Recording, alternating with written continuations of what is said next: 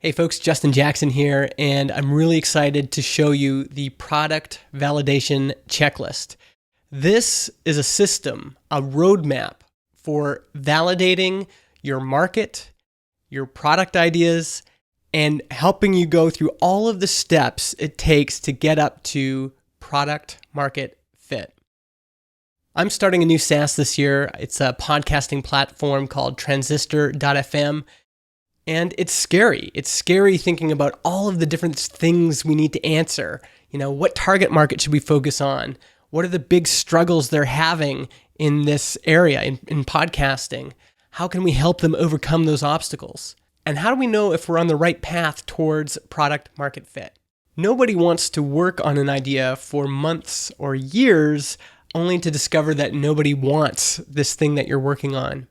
And so what I've done is I've created a system for validating your product idea, for validating your market, for also finding founder product fit or founder market fit. And I want to show it to you now. It's called the Product Validation Checklist. So this is what it looks like when you log in. It's a system for tracking your progress as you go through the roadmap. Now, the first section is all about you. It's all about you as a founder. It's all about your goals, your values. And the reason we start here comes from my experience doing consulting. When I get on a call with a client, the first thing I ask is, so why are you doing this? What do you want out of this product? You see, you're not just validating whether or not you have product market fit. You're also validating whether this market and this product is a good fit for you as a founder. Is it going to get you what you want? If you're looking for a product that's going to make $1 million in revenue a year, but you're targeting a market that doesn't have much money to spend, there's a mismatch between your goal and your market.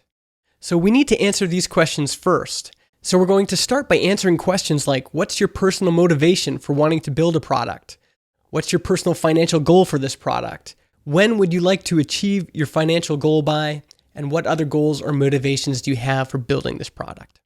Once you're done, your answers are saved, and I'll also send you a PDF copy of your answers. Now, this is really helpful if you want to print these out, have them for your own records, bring them to a mastermind meeting or a personal retreat, or just track your progress. Maybe in a year, you want to refer back to these and go, yeah, what were my goals? What were my values when I started off here? Now, once we get past the founder goals, values, and strengths, we're going to move into some of these other items here. For example, research market struggles.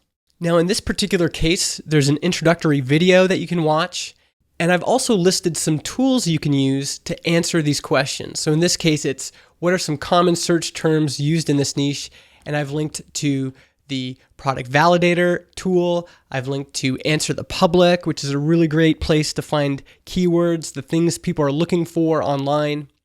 And the idea here is to get you to do the homework, to get you to go through some of these exercises and really think about, in this case, the market you're targeting. So as you go through each of these exercises, you'll be able to save your answers, like I mentioned before.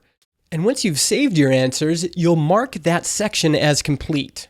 Once you've done that, your checklist and your progress indicator get updated as well. I'm already using this checklist personally in my work with Transistor.fm. My co-founder and I are going through each of these sections. And basically, each section builds on the previous section. It creates a new foundation for you to do another test, to test another hypothesis, to move forward with validating the product. And this could take some time, but the nice thing is often when you're building a startup, you're trying to think, what's my next step? Are we doing the right things? Are we at the right stage? What stage are we at? You can always go back to the checklist and figure out what your next step is and also see all of the progress you've made so far.